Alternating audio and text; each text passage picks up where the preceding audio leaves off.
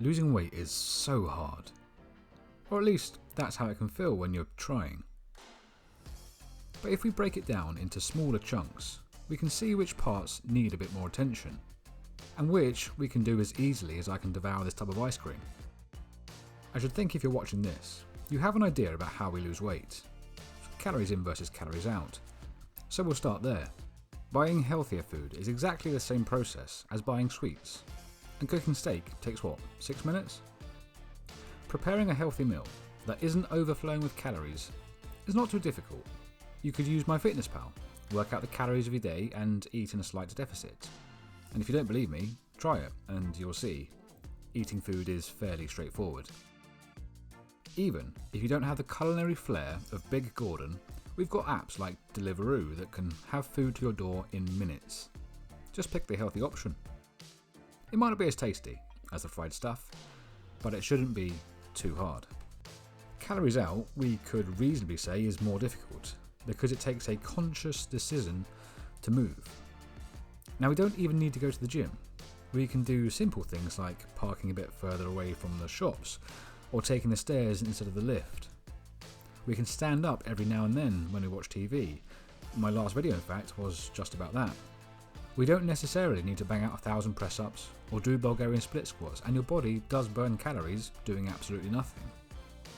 We can help it along with more vigorous movement, a training plan, weightlifting, or just less sitting on your bum, but it's not demanded in a weight loss journey.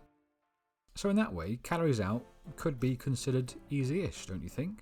I mean, there's other parts too in weight loss, things like stepping on a scale, it's just a step, or making sure you sleep, which I don't know about you, but sleeping is quite easy. Do you want to know the real hardest thing about losing weight? It's doing that every single day. There are a few things that can help make the hard part not so hard. And the first thing I tried was getting a personal trainer. That works, and having someone to be accountable to certainly helped me get from being an obese mess that lacked any sort of accountability to someone that might have a better understanding and appreciation of discipline. I managed my first pull-up with the help of a PT. The downside is it's just not a free service.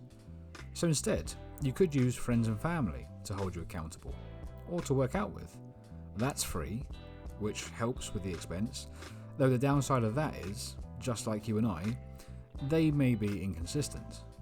I mean, they're not paid to ensure you're consistent, but it can be helpful.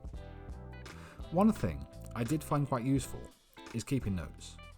Not necessarily tracking your workouts, that's just good practice. I mean keeping notes of the reasons why you're trying to lose weight or tone up. And that can range from just wanting to feel more confident to someone calling you fat on the bus. And yeah, that happened to me. But writing the reasons down, as and when you think of new ones, it gives you something to look back at when you feel yourself straying, and can make those harder moments more manageable.